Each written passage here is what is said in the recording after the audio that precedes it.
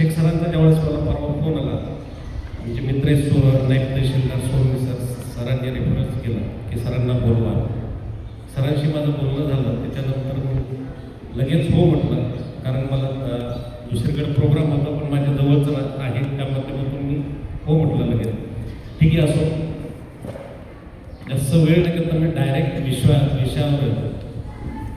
तुम्ही आता 9वी आणि 10वीचे विद्यार्थी आहात. 10वीचे जे विद्यार्थी आहेत त्यांनी स्पष्टपणे मत मांडण्याची तयारी ठेवायला पाहिजे, आईवडिलांची, शिक्षकांची, की मला कोणत्या क्षेत्रामध्ये जायचं आहे, मला कोणत्या क्षेत्राची आवड आहे, मला कशामध्ये करिअर करायचं आहे. पण करिअरबद्दल थोडंसं पहिले जाणून घेणं गरजेचं आहे की ह्या फील्डमध्ये जायचं असेल तर त्याच्यासाठी काय करावं लागेल. मी थोडं आकडेवारीमध्ये सांगतो की करिअरच्या संधी किती अवेलेबल आहे. 10वीच्या बेसवर खरं जर डिप्लोमा इंजिनिअरिंग करायचं असेल तर ते 112 विषयांमध्ये इंजिनिअरिंगचे कोर्सेस आहेत.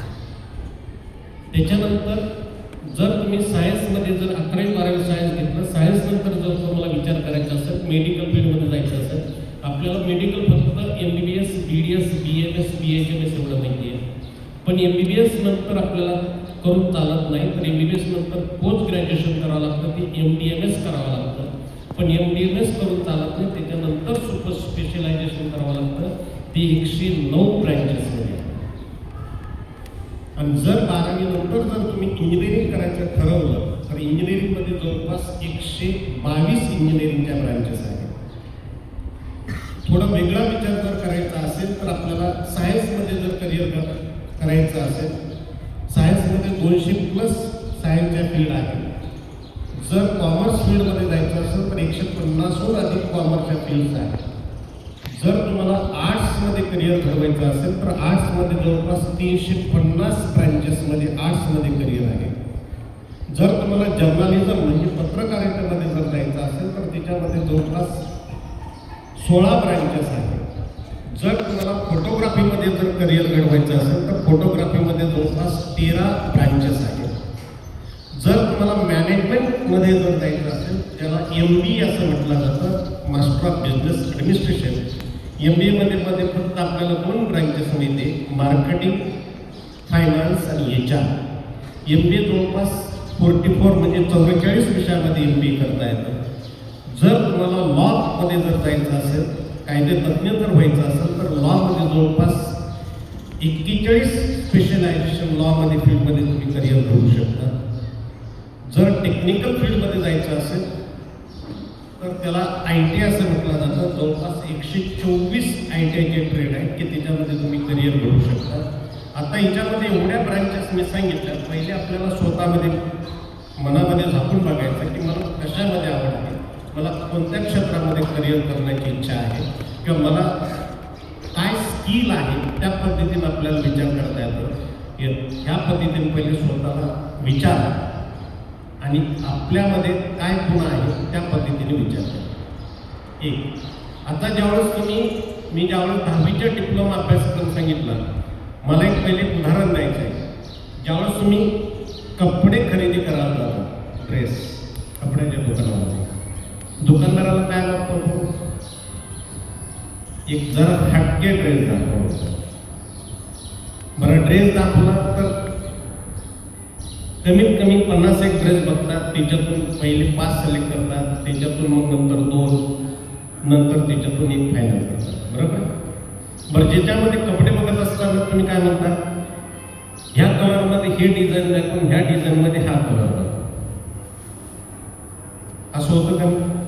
मग बरं, कोणती वस्तू घेताना आपण काय बघतो, एक क्वालिटी, एक ब्रँड. बरोबर. त्या हिशोबाने आपण मग करिअरच्या बाबतीत का विचार करत नाही. मी ज्यावेळेस कॅम्पसमध्ये आलो त्यावेळेस मला इतकं छान वाटलं, प्रसन्न वाटलं. आणि सरांकडे गेल्यानंतर पहिली सिस्टीम अशी वाटली की टीचरचे फोन इथं जमा केले. मी खूप माझ्या आतापर्यंत 2200च्या पुढे माझे प्रोग्राम झालेले पूर्ण महाराष्ट्रामध्ये. मी पहिलं एक कन्सेप्ट कॅम्पस बघितलं की मोबाईल टीचरचे जमा करून घेतलं ते चांगले, म्हणजे इथून शिक्षण दिलं जातं ते एकदम क्वालिटीचं. एक मला एक जाणवलं.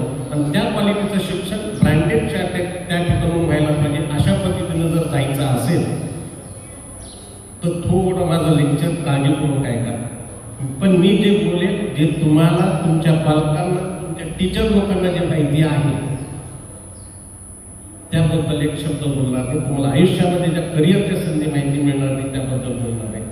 सर, मैं जब मैं SCRT में टीचर लोगों के प्रोग्राम में जाता हूँ, यशोदा उनके जो है वहाँ भी ट्रेनिंग में जाता हूँ, तो आप गेस्ट लेक्चर पर जाता हूँ, तो वहाँ के जो ऑफिसर लोग होते हैं या टीचर लोग होते हैं, प्रोफेसर लोग होते हैं, सर हमारे जब 10वीं 12वीं के टाइम आप क्यों नहीं आए? ये तो हमको रेगुलर ये मालूम ही नहीं था. DRDO क्या होता है, ISRO क्या होता है, NCL क्या होता है, BRC क्या होता है, यूनिको क्या होता है, ये हमको पता नहीं.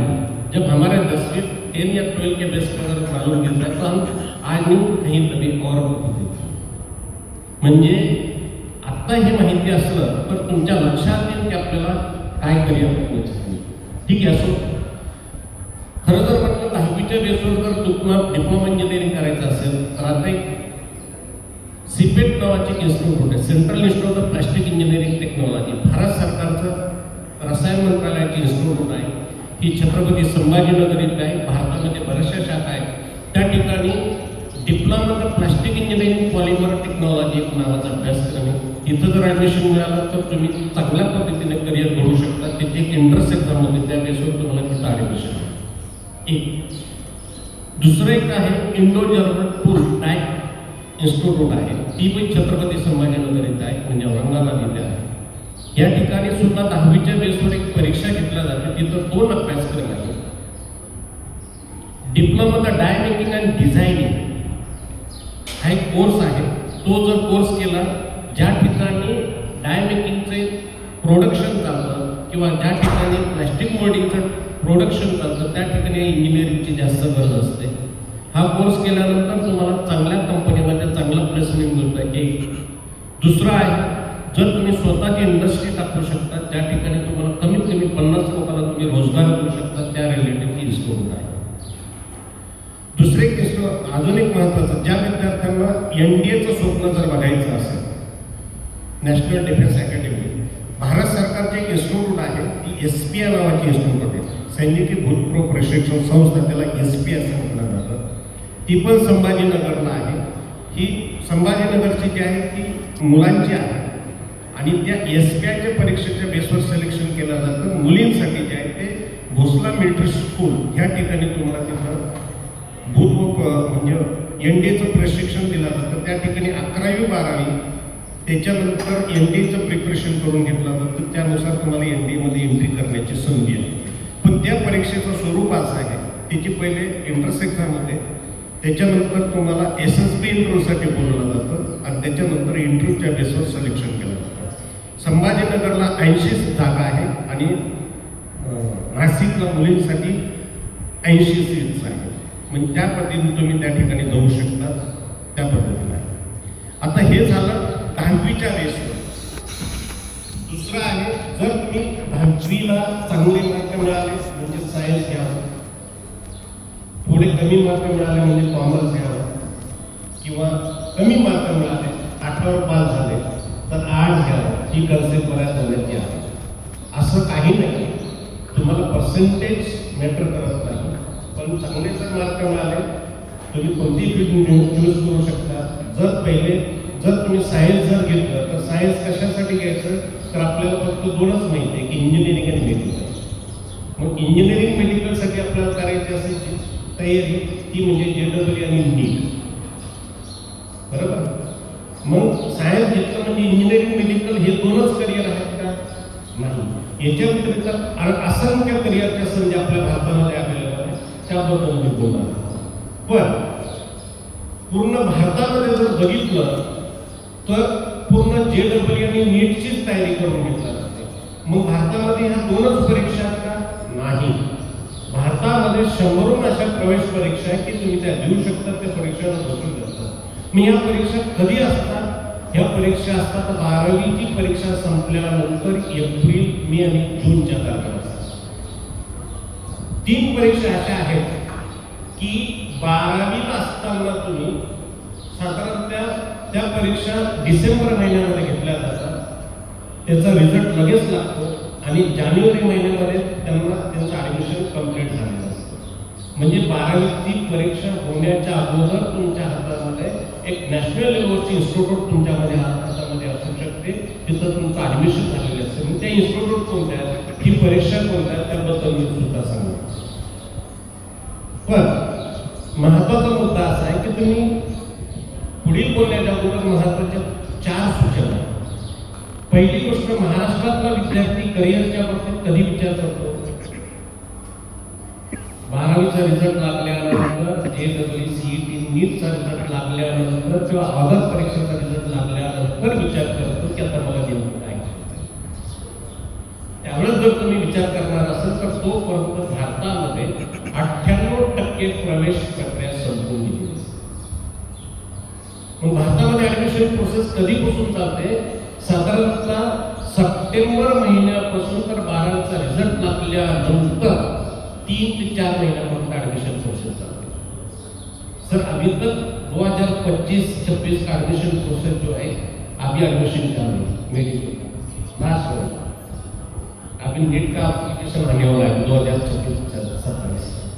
म्हणजे तुम्हाला तिथपर्यंत जागरूक राहणं गरजेचं आहे की 12वीचा रिझल्ट आपल्यानंतर 3 महिने ॲडमिशन प्रोसेस चालते. हा पहिला. दुसरा महत्त्वाचा मुद्दा, तुम्ही कोणतंही शिक्षण घ्या, कोणतीही डिग्री मिळवा, जगामध्ये प्लेन डिग्रीला काहीच किंमत नाही, 0 किंमत आहे. याचं महत्त्व पटलं. 14 जानेवारीला काय झालं?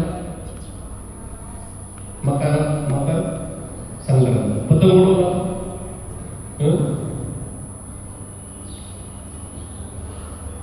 पतंग जर उडवला असेल तर उडवून बघा.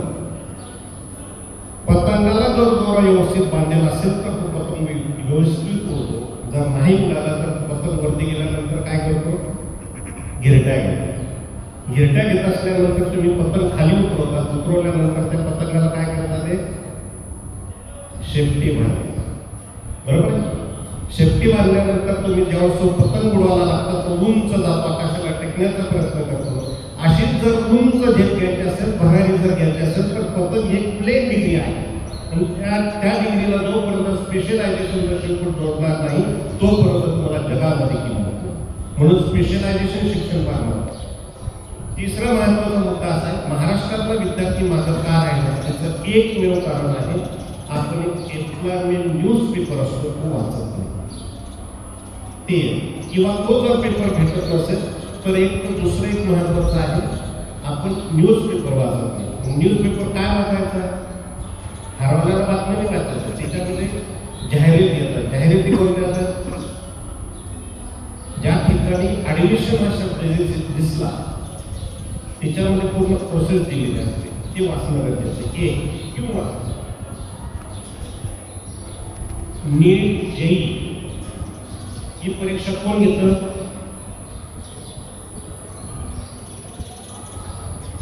कोणतं डिपार्टमेंट? लिहून घ्या. NTA, national testing agency, www.nta.ac.in ही त्याची वेबसाईट आहे. NTA तर्फे त्या परीक्षा घेतल्या जातात. जे पण आहे भारतामध्ये जेवढ्या बी प्रवेश परीक्षा आहेत NTA तर्फे घेतल्या जातात. एक. दुसरी वेबसाईट आहे महाराष्ट्रामध्ये ज्या प्रवेश परीक्षा घेतल्या जातात, महाCET.org, महाCET.org ह्या वेबसाईटवर तुम्ही गेला तर त्याच्यामध्ये सगळ्या गोष्टी प्रवेश परीक्षेची माहिती त्याच्यामध्ये दिलेली आहे. म्हणून आपण हे अपडेट राहणं गरजेचं आहे. एक. चौथा महत्त्वाचा मुद्दा, तुम्ही जर 10वीला 90% जर मार्क घेतले, 95% मार्क घेतले, 12वीला किती घेणार माहिती आहे का?